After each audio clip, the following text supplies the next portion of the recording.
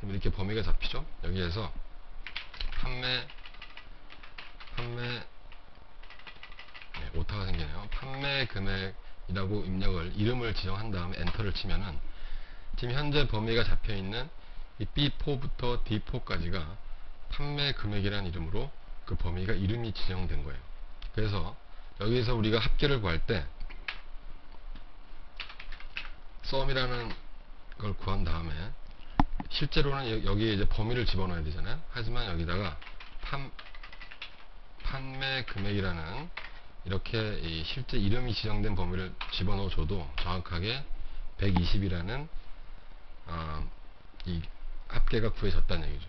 그러니까 여러분들이 큰 데이터, 많은 데이터를 다룰 때는 어떤 의미 있는 이 범위를 지정해서 그거에 이름을 지정해 놓으면은 나중에 다른 시트나 이런 데서도, 그러니까 이거는 파일에서 다 공통되는 거기 때문에 다른 시트에 가서 는 썸하고 판매 금액이라고 쳐도 값이 정확하게 구해진다는 얘기예요.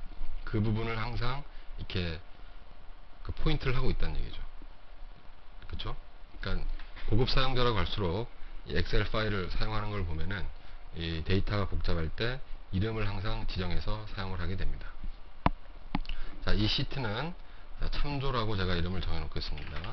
나중에 여러분들이 실제로 이제 그 예습을 하실 때, 그 복습을 하실 때 엑셀 가지고 이제 이렇게 한번 그 테스트를 해 보실 때 밑에 있는 시트를 참조해서 그 다음에 강좌와 맞춰 가지고 한번 그때 생각을 해보면서 연습을 해보시면 훨씬 효과가 있으실 겁니다. 자, 그러면 이제 우리가 쓸 수 있는 세 가지 시트가 다 찾죠. 그죠? 그러면 새로운 시트를 삽입하고 싶다. 아까 제가 분명히 엑셀에는 시트를 삽입하는 데는 어떤 제한이 없기 때문에 여러분들이 원하는 만큼의 시트를 만들 수가 있습니다. 자, 그럼 어떻게 또 시트를 삽입하느냐? 물론 여기 메뉴가 삽입이라는 게 있기 때문에 삽입해서 워크 시트를 눌러가지고 삽입할 수 있겠죠.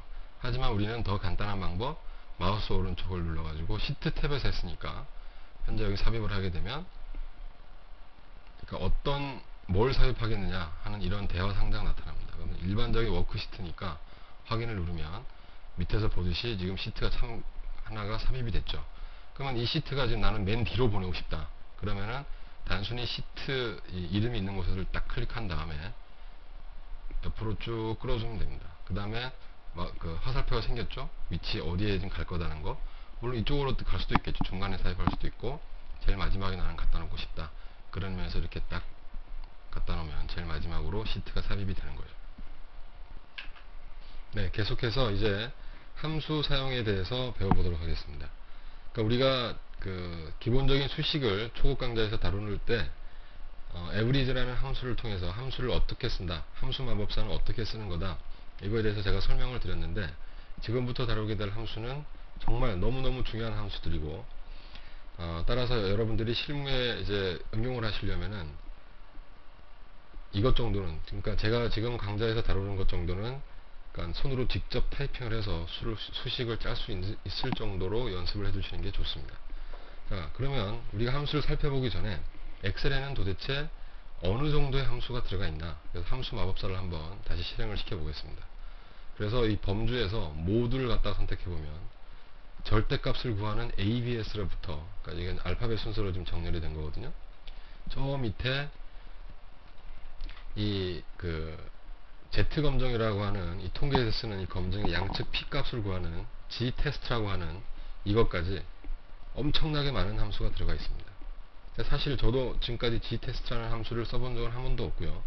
실제로 업무에 이제 완벽하게 활용할 수 있을 정도면은 한 10개에서 15개 정도의 필수 함수만을 여러분들이 알고 계시면 됩니다. 시험에도 마찬가지입니다. 시험에서 저 다른 함수를 문제를 낼 수가 없어요. 왜냐하면 시험 출제하는 사람들도 모르기 때문에 그렇습니다. 정말입니다. 그래서 여러분들이 이제 업무의 성격이 다 틀리기 때문에 제가 함수 리스트를 이 블록에 포함을 시켰거든요. 그리고 중요한 것들은 별도로 표시를 해뒀으니까 여러분들이 함수 리스트를 시간 나실 때 쭉 한번 보시면서 이 함수는 내가 필요하겠다. 제가 설명도 같이 적어놨으니까 그렇게 생각되는 것들은 이 도움말을 이용해 가지고 이 함수가 어떻게 쓰고 이 함수의 인수는 어떤 거다, 이런 것들을 좀 알아봐 두시면 더 도움이 되겠죠. 그래서 우리는 꼭 필요한 것들, 함수들만 여기서 한번 알아보도록 하겠습니다. 자, 지금 제가 이 함수 사용이라는 시트에 판매 실적표라는 데이터를 입력을 하고 좀 꾸몄습니다. 이건 여러분들이 이제 예제 파일을 오픈하면은 다 나와 있으니까 쉽게 이용할 수가 있으실 거예요.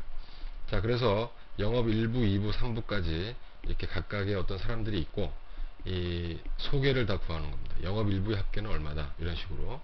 자, 그런데 이제 지금 이 화면이 640 곱하기 480의 이 해상도에서 돌아가기 때문에 조금 작게 보이는 게 사실이죠. 너무 화면이 꽉 찼죠 지금, 그죠? 그래서 제가 화면의 비율을 좀 줄여 보겠습니다. 그래서 여기서 단추를 두 줄로 표시를 하게 되면 그래도 안 나오나요? 자, 여기서 비율을 한 75% 정도 이렇게 하면 이제 전체가 다 보이죠.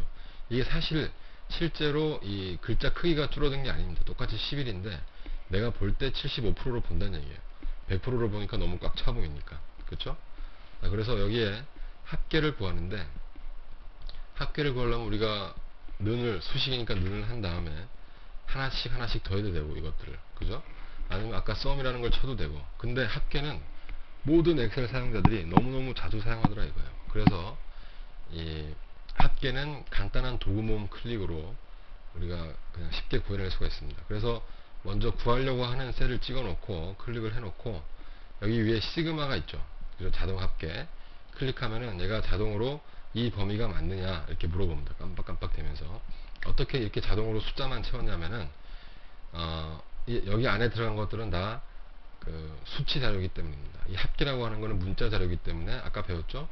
수식의 대상에서 제외가 되는 거잖아요. 그래서 자동으로 제외를 시키고 이렇게 깜빡깜빡 되고 있습니다. 이게 맞으면은 엔터키를 눌러가지고 자동으로 합계가 구해집니다. 여기서도 마찬가지로 시그마 눌러서 자동 합계, 그리고 여기서도 마찬가지로 시그마 눌러서 자동 합계를 구하면 되겠습니다. 되게 간단하죠? 네. 네, 그런데 우리가 여기서 하나 짚어보고 갈 게 있습니다. 여기 이 46,200원이라고 하는 요 앞에 원자라고 하는 이 한국의 통화를 나타내는 기호가 붙어 있죠. 근데 어떻게 이게 문자로 인식이 안 되고 엑셀은 자동으로 이 전체 범위를 수치 자료가 들어있는 걸로 인식을 했을까요? 네, 이거는 이제 셀 서식이라는 것을 이해하는데 아주 중요한 요소가 되는 거거든요. 겉으로 볼 때는 이게 원자가 붙어 있어 가지고 앞에 이게 문자로 이제 보이기 쉽지만은 실제로 여기를 클릭했을 때 수식 입력 줄에는 46,200이라고 하는 그냥 숫자만 들어가 있는 상태죠. 네. 그래서 이걸 갖다가 우리가 죄송합니다. 이 셀을 선택한 다음에 셀 서식을 한번 볼까요? 셀 서식을 보면은 현재 표시 형식이 일반이 아니라 일반일 경우에는 그냥 46,200원 이렇게 보기가 이렇게 표시가 되지 않습니까? 미리 보기가.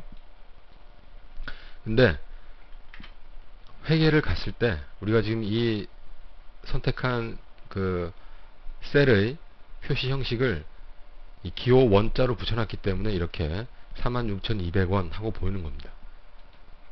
그쵸? 자, 그러면 우리가 이거는 좀 상당히 중요한 부분이기 때문에 잠깐 더 알아보고 들어가겠습니다. 자, 셀을 하나 더, 시트를 하나 더 삽입을 하고요. 자, 예를 들어서 우리가 아까 알아봤듯이 8월 24일이라고 하는 날짜를 집어넣게 되면은 자동으로 이렇게 이제 그 8월 24일 하고 표시가 되는데 이거에 대한 셀 서식을 한번 볼까요? 그러면 사용자 지정으로 되어 있습니다. 일반이 아니고. 그렇죠? 그럼 일반이 되면은 3749이라는 숫자가 들어가는 겁니다.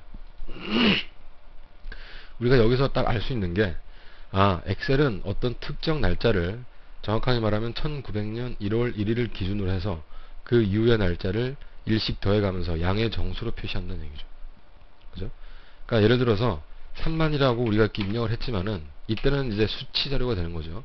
하지만 이걸 셀 서식에서 날짜로 바꿨다. 예를 들어서